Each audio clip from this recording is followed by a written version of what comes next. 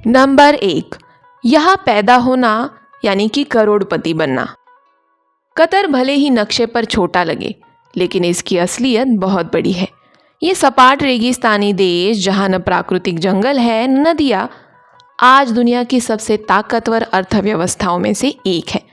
कतरी नागरिक के तौर पर पैदा होना सच में पूरी जिंदगी का जैकपॉट है। 2024 में यहाँ की प्रति व्यक्ति जीडीपी 1 करोड़ से ऊपर चली गई थी, जिससे कतर दुनिया के सबसे अमीर देशों में शामिल है। सरकार नागरिकों को पैसे भी देती है।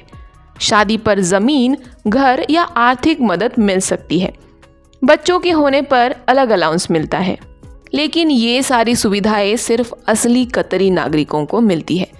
कतर में रहने वाले लगभग 90% लोग प्रवासी हैं, जिन्हें ये वेलफेयर या स्थायी रिहाइश नहीं मिलती। अगर मौका मिले तो क्या आप कतर का नागरिक बनकर रहना चाहेंगे? हमें नीचे कमेंट्स में बताइए। नंबर 2, ऐसी सांस्कृतिक बातें जो हर यात्री को पता होनी चाहिए। कतर में कुछ ऐसी आदतें हैं जो पहले बार आने वालों को चौंका देती है। एक अनोखा अभिवादन है नाक से नाक छूकर सलाम करना, जो कतरी मर्द आपस में करते हैं। ये बेदुइन परंपरा है और इज्जत दिखाने का तरीका है। अगर कोई पुरुष मेहमान के तौर पर आपको ये अभिवादन करे तो घबराइए नहीं, शांत तरीके से स्वीकार करें, लेकिन खुद इसे कभी शुरू न करें, खासकर महिलाओं के साथ। इससे बड़ी मुश्किल हो सकती है। एक और ज़रूरी नियम, किसी की तस्वीर कभी बिना अनुमति के ना ले, खासकर महिलाओं और बच्चों की। कतरी और इस्लामी संस्कृति में इसे परिवार की इज्जत का बड़ा अपमान माना जाता है और कानूनी दिक्कत भी हो सकती है। और याद रखिए, बैठते समय अपने पैरों के तलवे किसी की तरफ दिखाना बहुत बदतमीजी माना जाता है। अगर ये बातें काम की लगी तो शेयर करें और हाई बटन दबाइए। नंबर 3, जो कतर में नॉर्मल है दुनिया को अजीब लगता है। कतर सिर्फ बिल्डिंग्स को ठंडा नहीं करता, वो बाहर की हवा भी ठंडी करता है। जहाँ लोग एसी के बिल की चिंता करते हैं, वहाँ कतर आउटडोर जगहों को भी ठंडा रखता है। आपको बस स्टॉप पर, खुले बाजारों में, वॉकवे में और यहाँ तक कि ट्रैफिक सिग्नल के पास भी एसी या कूलिंग सिस्टम मिल जाएगा, ताकि ड्राइवर गर्मी में पिघल न जाए। जब गर्मी 50 डिग्री सेल्सियस तक पहुँचती है तो यहाँ समाधान छांव नहीं होता, पूरा शहर ठंडा कर देना होता है। इसी वजह से कतर में दिन रात का लाइफस्टाइल उल्टा हो जाता है। दुनिया में रात 10 बजे लोग सो जाते हैं, लेकिन कतर में तभी तो मज़ा शुरू होता है। मॉल, कैफ़े, पार्क सब आधी रात के बाद जीवित हो जाते हैं। लोग 2-3 बजे तक बाहर रहते हैं। क्या आपको ये अजीब लगा? हमें कमेंट में बताइए। नंबर 4, कतरी महिलाएं खूबसूरत और सशक्त। अगर मैं कहूँ कि कतरी महिलाएं देश की आधुनिक पहचान बनाने में बड़ी भूमिका निभाती है, तो ये बिल्कुल सच है। वे ज़्यादातर पढ़ी लिखी, आत्मनिर्भर और महत्वाकांक्षी होती है। मेडिसिन, इंजीनियरिंग, बिजनेस, लॉ जैसे क्षेत्रों में आगे बढ़ती है। कई यूनिवर्सिटीज़ में महिलाओं की ग्रेजुएशन रेट पुरुषों से ज़्यादा है। उनका आत्मविश्वास, शालीनता और अपनी पहचान पर गर्व ने एक नया ट्रेंड बनाया है। कई कतरी महिलाएं शादी को लेकर पहले से ज़्यादा सोच समझकर फैसला करती है और देर से शादी करना अब आम हो गया है। ये इसलिए नहीं कि मौके कम हैं, बल्कि क्योंकि वे अपने करियर, आत्मविश्वास और एक ऐसी साथी को चुनने पर जोर देती है जो उनके मानकों पर खरा उतरे। नंबर 5, कतरी मर्दों को शादी में दिक्कतें क्यों आती है। कहानी का दूसरा पहलू है, कई कतरी मर्दों के लिए शादी करना आसान नहीं होता। पारंपरिक कतरी शादी बेहद ही भव्य होती है। बड़ी रस्में, दहेज और दुल्हन के लिए नया घर तैयार करना, ये सब मिलकर खर्चा बहुत ही बढ़ा देते हैं। ये जिम्मेदारियां कई युवाओं पर भारी पड़ जाती है और इसी वजह से बहुत से कतरी पुरुष शादी करने में देर करते हैं। भले देश कितना भी अमीर हो, परंपराओं का प्रभाव यहाँ की जिंदगी के फैसले पर अभी भी बहुत ही गहरा है। नंबर 6, कतर पर राज करने वाला अमीर और प्रभावशाली शाही परिवार। दोस्तों, कतर की पहचान के केंद्र में है अल थानी शाही परिवार, जिसके नेतृत्व में देश ने गजब की तरक्की की है। उनका प्रभाव सिर्फ कतर में नहीं, दुनिया भर में है। Luxury brands, real estate, media और स्पोर्ट्स टीम में बड़े निवेश के जरिए इसी परिवार की अगुवाई में कतर मोती निकालने वाले साधारण देशों से उठकर दुनिया के सबसे अमीर देशों में से एक बन गया। कतरी नागरिकों के लिए शाही परिवार स्थिरता, एकता और राष्ट्रीय गर्व का प्रतीक है। दुनिया के लिए उनका रुतबा एक तरह की शान और रहस्य पैदा करता है। नंबर 7, कतर वर्ल्ड कप 2022 से जुड़ी अनोखी बातें। क्या आप जानते हैं कि 2022 का फीफा वर्ल्ड कप कतर को दुनिया के सबसे बड़े मंच पर ले आया। ये पहला वर्ल्ड कप था जो मध्य पूर्व में हुआ और इसे तैयार करने के लिए रेगिस्तान को हाईटेक शहर में बदला गया। सबसे चौंकाने वाली बात थी क्लाइमेट कंट्रोल स्टेडियम, जहां हजारों दर्शकों को ठंडक देने की तकनीक थी। दुनिया ने इसे देखकर दंग रह गई। इस टूर्नामेंट को लेकर चर्चाएं, विवाद और बेहस इतनी थी कि इतिहास के सबसे ज़्यादा चर्चा वाले वर्ल्ड कप्स में ये शामिल हो गया। कतर ने साफ बता दिया कि वो छोटे देश की सीमाओं से ऊपर उठकर सोचता है और जो ठान लेता है उसे करके दिखाता है। नंबर 8, दोहा, कतर का दिल। चलो बात करते हैं दोहा की। दोहा कतर का धड़कता हुआ दिल है, एक ऐसा शहर जहां इतिहास और मॉडर्निटी एक साथ चलते हैं। शहर की स्काईलाइन खाड़ी के ऊपर चमचमाती नजर आती है, शीशे और स्टील की ऊंची इमारतों के साथ, जो कतर के सपनों और महत्वाकांक्षा का रूप है। लेकिन इस मॉडर्न शो ऑफ के पीछे दोहा अपनी आत्मा को भी संभाले हुए है। जैसे सूक वाकिफ, जहां आज भी पुराने समय की तरह पारंपरिक कपड़े, मसाले और हैंडक्राफ्ट्स मिलते हैं। कार्निश समुद्र के किनारे लंबी फैली हुई है, जहां से पानी का सुकून भरा नज़ारा और शहर की तेज रफ्तार दोनों एक साथ महसूस होते हैं।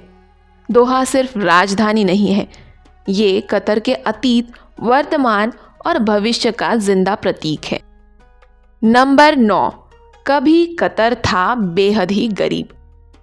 आज जिस कतर का नाम अमीरी की वजह से मशहूर है, वो एक समय में अरब प्रायद्वीप के सबसे गरीब इलाकों में से एक था। देश की अर्थव्यवस्था मछली पकड़ने और मोती निकालने पर टिकी हुई थी। जिंदगी कठिन थी, कम संसाधन, अनिश्चित आमदनी और मौसम पर निर्भर रहना पड़ता था। एक अच्छा प्राकृतिक मोती मिल जाना पूरे मौसम को बदल देता था। लेकिन 20वीं सदी के बीच में तेल और प्राकृतिक गैस के खोज ने सब बदल दिया। एक ही पीढ़ी में कतर गरीबी से उठकर दुनिया के सबसे अमीर देशों में से एक हो गया। आज की तरक्की चमत्कार जैसी लगती है, लेकिन इसके पीछे संघर्ष, मेहनत और बदलाव की लंबी कहानी छुपी हुई है, जिसने पूरे देश को बदल दिया है। नंबर 10, कतर में चाय और कॉफ़ी की संस्कृति। ठीक भारत की तरह ही कतर के लोग भी चाय के बहुत ही शौकीन हैं। यहाँ चाय और कॉफ़ी सिर्फ पेय नहीं है, मेहमान नवाजी, अपनापन और सामाजिक जुड़ाव का ये एक एहसास है। अरबी कॉफ़ी यानी गहवा छोटी प्यालियों में खजूर के साथ परोसी जाती है और इलायची की खुशबू दोस्ती और सम्मान का प्रतीक है। चाय यहाँ पर अक्सर मीठी होती है और कभी कभी पुदीना या केसर जैसे मसालों से महकती है। किसी मेहमान को चाय या कॉफ़ी देना बेदुइन परंपरा का हिस्सा है। ये दर्शाता है कि कतरियों के लिए रिश्ते और साथ कितना मायने रखते हैं। घर हो, मजलिस की बैठक हो या पारंपरिक कैफ़े, इन गर्म पेय की महक कतरी ज़िंदगी की रूह है, जो पुराने और नए समय को खूबसूरती से जोड़ती है। नंबर 11, कतर में वीकेंड शुक्रवार और शनिवार को होता है। यकीन मानिए, कतर में वीकेंड शनिवार और रविवार नहीं बल्कि शुक्रवार और शनिवार होता है। शुक्रवार इस्लाम में खास दिन है, इसलिए उसे आराम और इबादत के नाम किया जाता है। दोपहर के आसपास मस्जिदें जुमे की नमाज के लिए भर जाती है।